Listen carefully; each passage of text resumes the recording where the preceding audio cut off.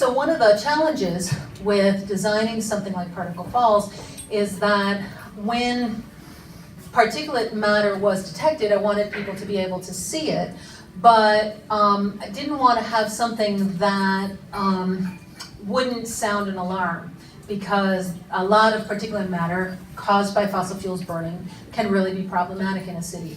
So the solution I came up with was to have a beautiful blue waterfall turn into a fireball as more and more particulate pollution is detected.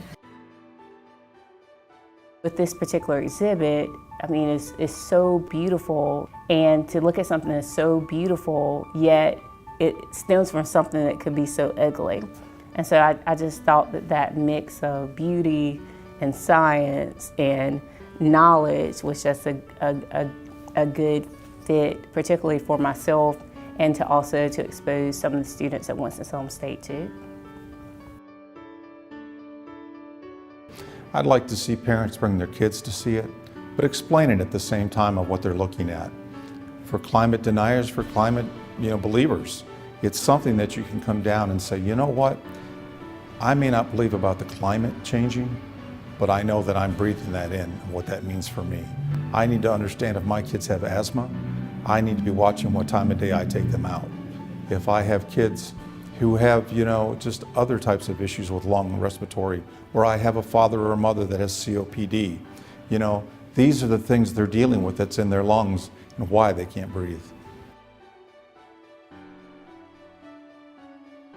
When those red dots appear, you get an aesthetic reaction of, wow, that's so beautiful, but then you think, oh my gosh, but that's like really harmful. So that cognitive dissonance, I think, is really what's interesting about the piece. Helps inform everyone in Winston-Salem and across North Carolina what is in their air that they may not be able to see, smell, or otherwise detect in a most beautiful way on this blue waterfall of light that we hope to see more often than not. But the reality is that when it turns from a blue waterfall of light into a fireball of light, that's the indication that there's pollution in the air. Most air pollution in North Carolina is invisible, so it's not on most people's radar at all.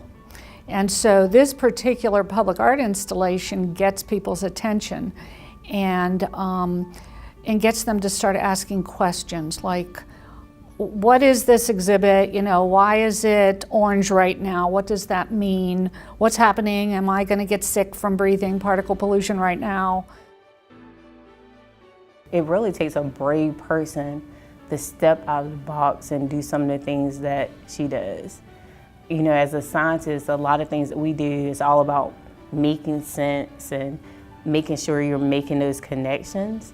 But when you start thinking about art, sometimes it's abstract. And to look at art and science in the same spectrum, it's really exciting.